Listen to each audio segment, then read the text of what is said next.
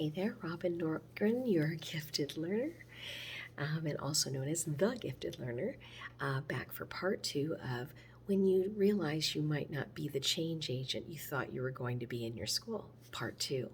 I will have the link down below if you missed part 1 of my story of how my week unraveled. I am a Montessori trained teacher, also a degree in business management, working at a charter school in a kindergarten class that I took over 10 weeks into the first semester. And so I've been sharing, how I've come in desiring to be some sort of change agent in the school and finding out very slowly, realizing after 16 weeks there that maybe I can't be the change agent I thought I could be. Here's part 2. Where I left off is how a teacher, kid, parent sent a long email about the protocol for picking chaperones. So then we go into Friday morning, and I come into an email from a parent that is saying, my kid said you wouldn't allow them to pass out invitations for their party. Now, schools have lots of different protocols about this, but I kid you not, I had no idea there were any invitations. I don't go into students' backpacks. The only way I would know is either A, a parent sent me an email, or B, your child tells me. I mean, am I going into kids' backpacks now? Is this what the job is? So I emailed back, I'm so sorry that these invitations were not passed out. I had no idea there were invitations. I will make sure and ask your child when he comes to school today about these invitations.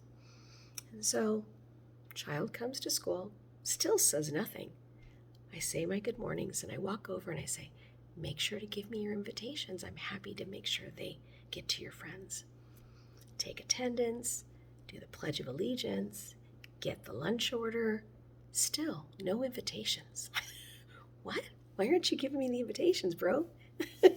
So I say to him, I go to his desk, I kneel down, I said, I'll wait here while you get the invitations. And he hands them to me, okay? Now listen up.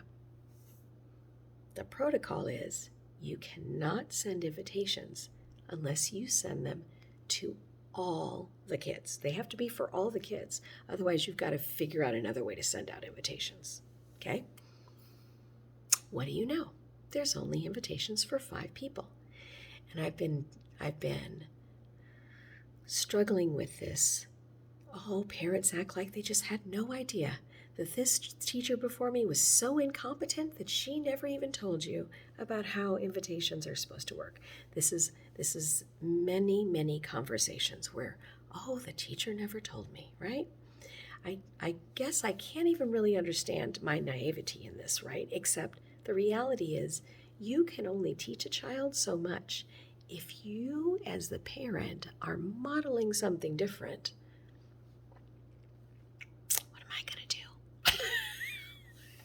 Right? So, of course, because I've said I'm going to pass out these invitations, I figure out a way to discreetly pass out these invitations.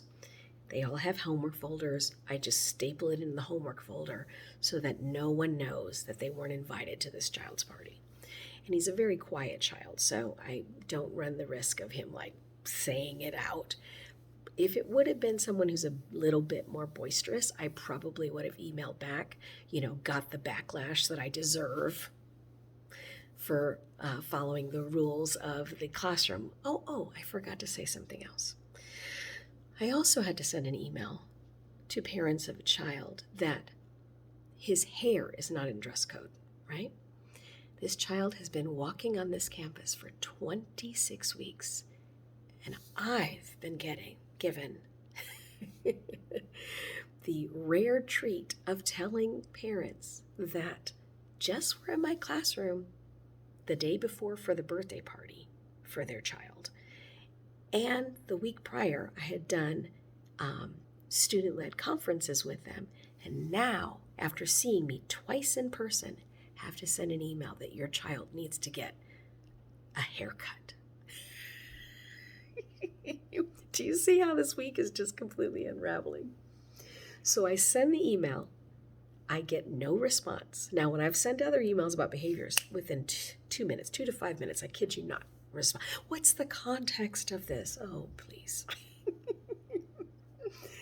And so I see them. They don't respond to the email. I see them at the family dance. They don't say anything.